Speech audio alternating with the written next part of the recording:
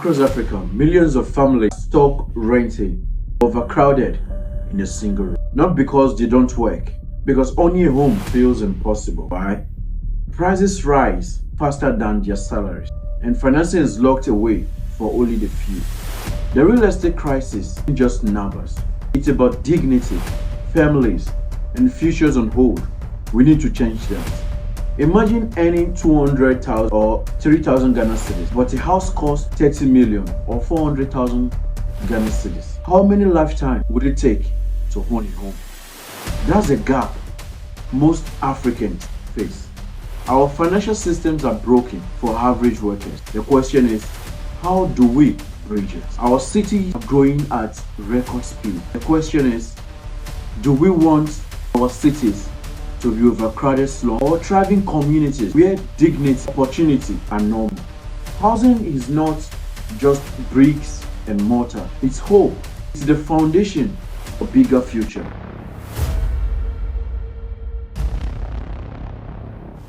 Welcome to another episode of the CEO Perspective Podcast, a place where vision meets reality and dreams are shaped into businesses. I'm your host, Samuel Malgrace Edehagba.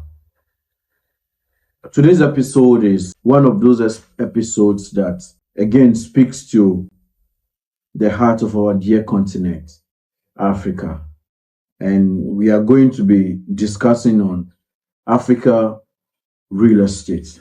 We are looking on the crisis, the financial challenges, and of course, the solution to this crisis in Africa. So if you are yet to subscribe to our YouTube channel, please, why don't you do that now by clicking on the subscribe button, click on the notification bell, so that whenever we post interesting episode like this, you'll be notified and not be left out.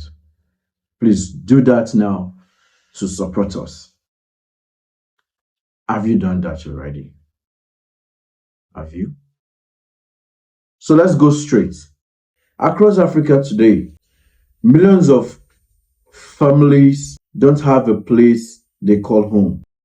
From Lagos to Nairobi, from Accra to Johannesburg, the dream of owning a decent home feels far away.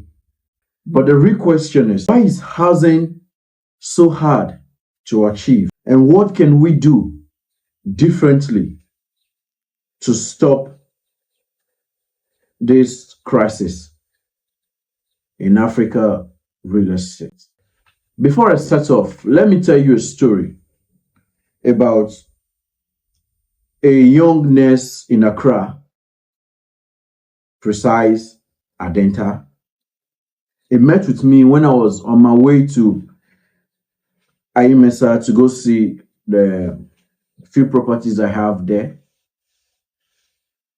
I was engaging in a conversation with this lady and she said, "Sir, why is it that getting a land in Accra is so difficult?" And I said, "Why? What's the problem?" And he said she has been saving to buy a piece of land for 6 years.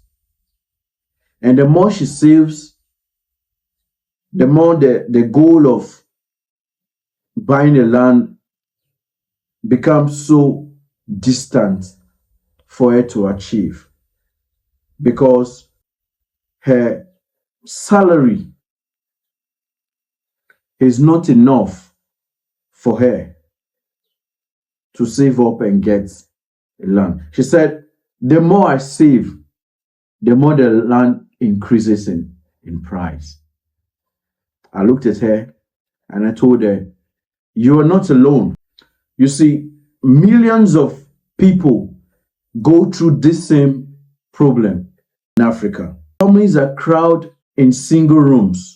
Young professionals work so hard but live paycheck to paycheck, renting forever.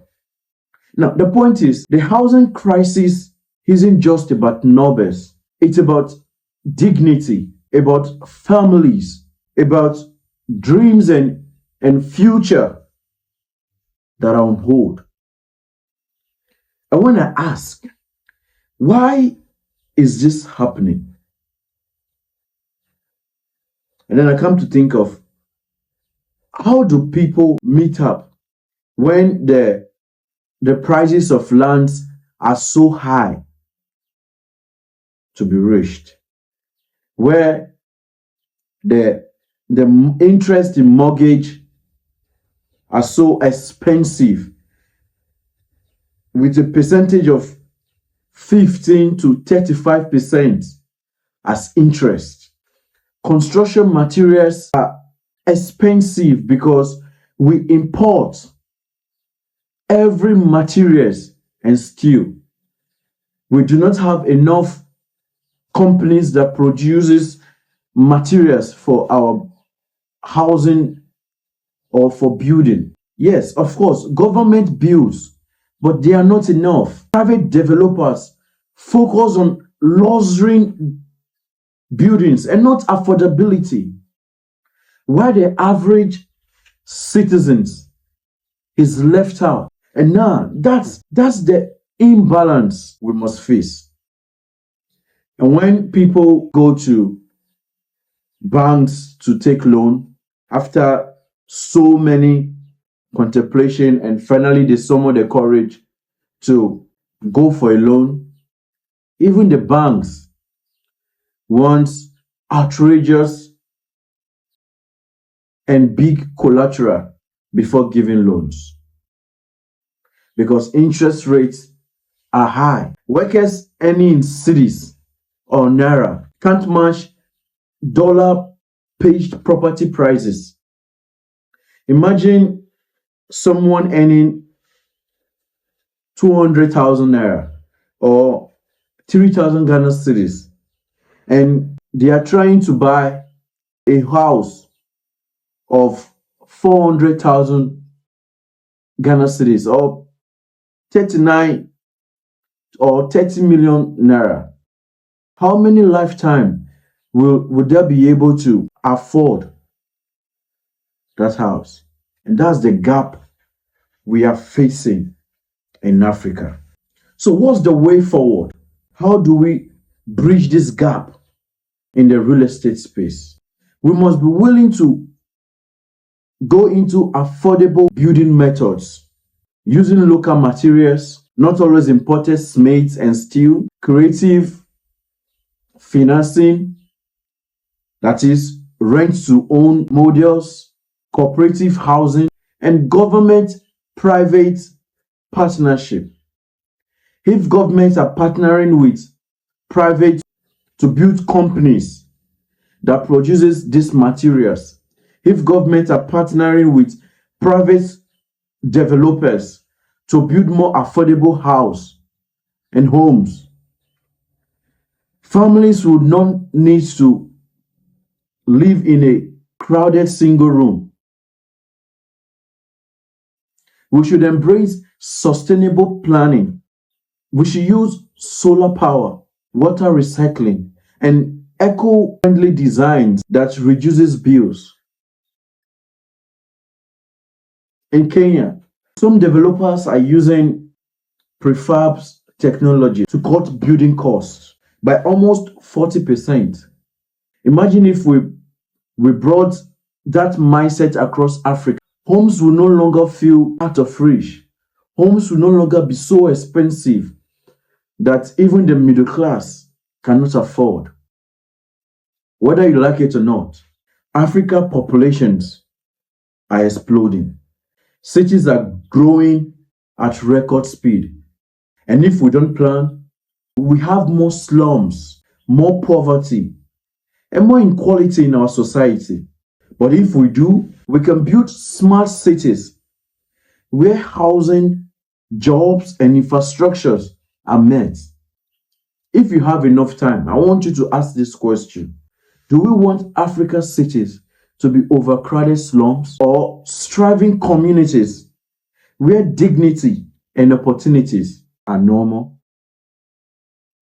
And before I go, I want you to know housing is not about bricks and mortar. Housing is about hope. It's about giving people a foundation to dream bigger. Africa doesn't have to repeat the slow mistakes of the past. We can leapfrog into sustainable, affordable, and inclusive housing. The future belongs to those who take charge to build it. And that future can start with us. Thank you so much for watching today's episode. I hope you've been able to catch one or two things and you've been able to charge yourself to invest into Africa real estate and build affordable housing. And if you have been able to, through this episode, understand that Africa do not need only the luxurious homes. Africa needs affordability. Africa needs houses that even the salary earners can afford. Thank you very much. Do please